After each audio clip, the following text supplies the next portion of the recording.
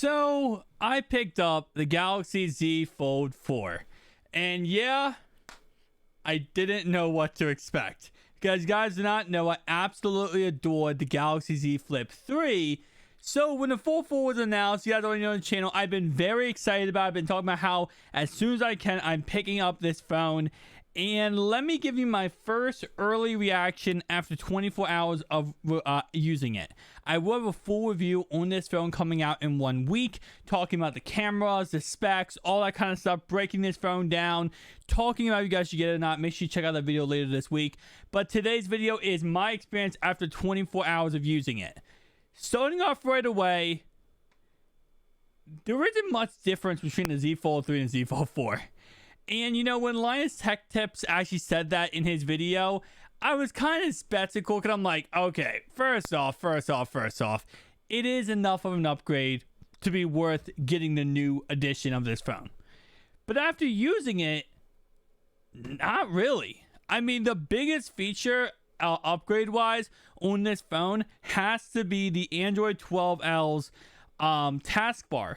This taskbar right here is one of the biggest features. I don't think my camera is going to focus, but it's one of the biggest features. And I'll be honest, it's very nice and convenient. Whenever you're in an application, you can go from, let's say, NFL.com, you're watching football, switch over to Google Chrome within a millisecond. It's actually a really cool feature. But you know what also is really cool about this device, and many Android devices in general, is that they have a little bar on the right-hand side. You can swipe and click on any application.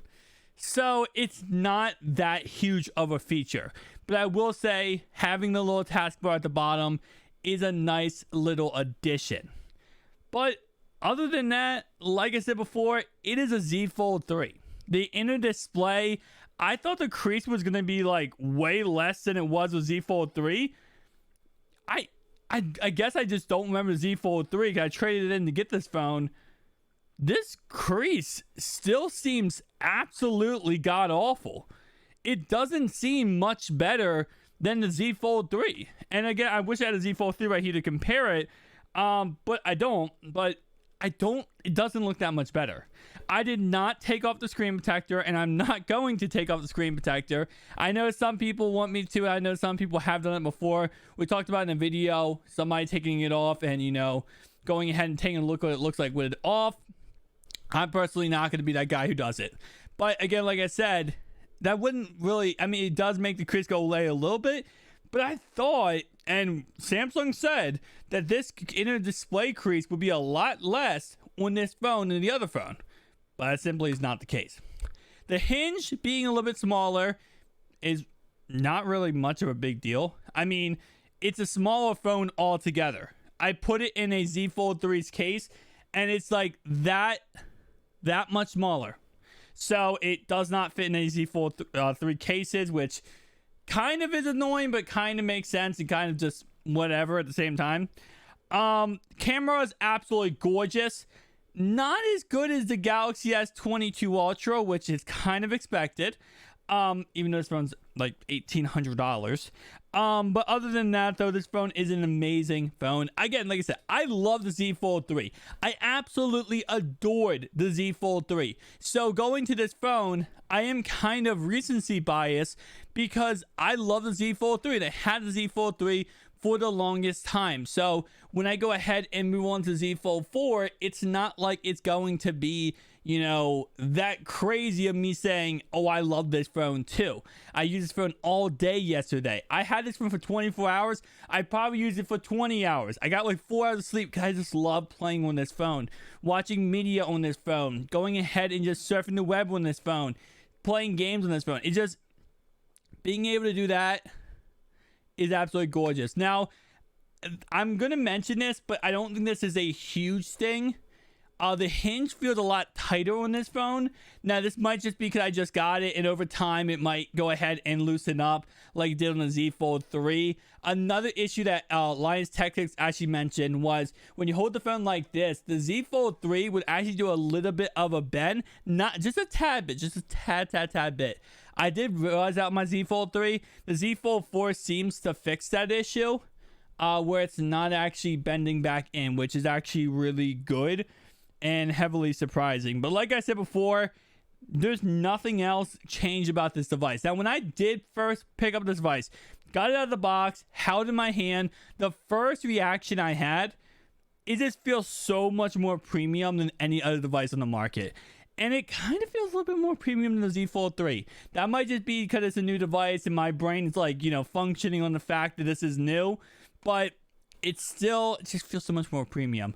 Now, there still is a gap, as you guys can see right there. There's still a gap right between there, which I don't think they're ever going to be able to fix that or completely get rid of that. That's always just going to be a little bit of a, downside. Now, of course, that biggest issue being that salt, any kind of dust, dirt, debris can get in that little gap and get that inner display. Now, the inner display, it feels exactly the same as the Z Fold 3.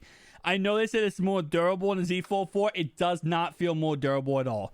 It feels exactly the same. So if you're getting this phone thinking, oh my god, this inner display is going to be so much more durable, it simply is, but it simply does not feel more durable. And what I mean by that, it doesn't feel more like glass. It feels exactly how it does before when it comes to it being that. Battery life. The one thing I love about the Z Fold series, the Z Flip series is absolutely god awful at, is battery life. And this phone does not disappoint. This phone is absolutely amazing battery life wise. I literally been using it all day yesterday. 50% battery. So again, you cannot be disappointed with this phone. It has 12 gigabytes of RAM. It has the latest and greatest processing unit in it. It's waterproof. It's not dustproof, but it is waterproof, IPX8, which if you guys did not see the whole process of how this gets waterproofness, it's really amazing. They actually put a liquid on the inside of this device on the components that actually stops water from destroying the components. And what's really cool about that is that, you would think that's not possible. That's why the Surface Duo 1 and 2 are not waterproof. There's so many hinges and things around this phone. How do you have it be waterproof? Well, again, liquid is going to stop liquid, which is really an interesting set of events. But with that being said, guys, other than the basic Z Fold 3 stuff, this is just the same as the Z Fold 3. And if you love the Z Fold 3, you're going to love this phone. Because it just takes the Z Fold 3 and adds a couple more features onto it. Now, of course, Samsung does have a good trade-in value, and that's why I went ahead and picked up this phone. I traded my Z Fold 3, got a Z Fold 4, upgraded a little bit. But if you're buying this outright, let's say you're just simply saying, I want to buy this phone and I have an iPhone 13 Pro Max and the iPhone 14, you saw what it looks like and you realize it's not even an upgrade unless you get the Pro model. And you think about, hey, I want to go ahead and go away from iPhones. I want a Z Fold 4. I probably would recommend going with Z Fold 3. I recommend going to eBay, going on some website, and getting a Z Fold 3. I said this before when it first came out. I love these phones, but at the same time, I am coming from a person who has used a Z Fold 1, a Z Fold 2, a Z Fold 3, a Z Fold 4, a Surface Duo 1, a Surface Duo 2, a Flip 3, a Z Flip 4. I've used all of these flippable, foldable phones, okay? So I love this market. I love this industry when it comes to foldable products, but it is not for everybody. And that's a huge, huge, huge, huge thing you got to keep in mind. And this is not for everybody.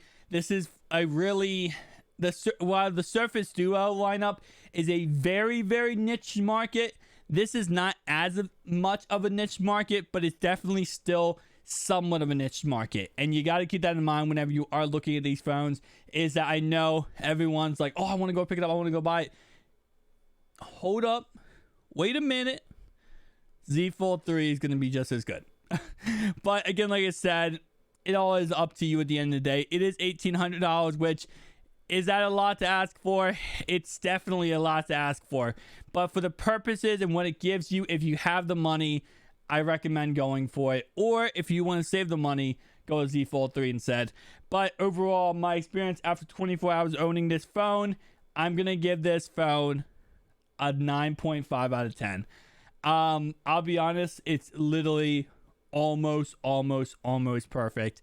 The only thing I'd say could be fixed or upgraded about this phone is, I wish there was a new feature, a new crazy feature added. But it would just be that inside display, just make it more durable. and make it actually a little bit less of a crease. The crease is my only issue. 0.5 for the crease. Guys, thank you so much for watching. I'll see you guys next one. Peace out.